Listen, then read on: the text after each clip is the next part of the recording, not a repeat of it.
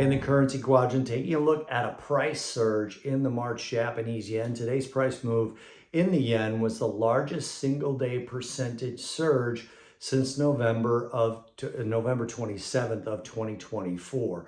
And it caps a 3-day rally, putting the yen higher by 1.85%. Now, since the low on January 10th, which incidentally was a multi-decade low for the futures contract, the yen has moved higher by about 4.1%.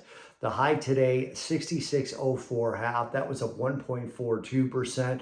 The low today, 65.03 half, was only down about 13 basis points, so a little more than 0.1%.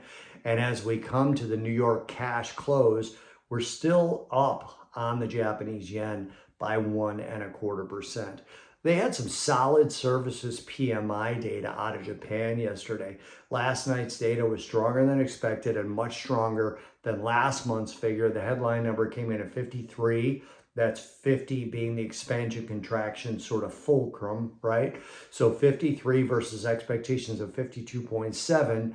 And the last print was 50.9. Today's figure is the highest since September of last year, and it represents 2 consecutive months of higher services PMI in Japan. That would possibly imply more rate hikes coming from the Bank of Japan, which of course brings a stronger yen, especially with the backdrop of the other major central banks at least being in easing modes, if not easing rates. We also had some wage data out of Japan yesterday.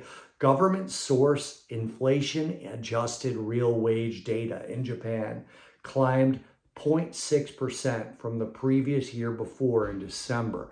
The previous month's data was also revised to show an increase of 0.5% when the previous release was a decrease of 0.3%. This is likely the source of the early move that we saw in the Japanese yen, and not much of it reversed.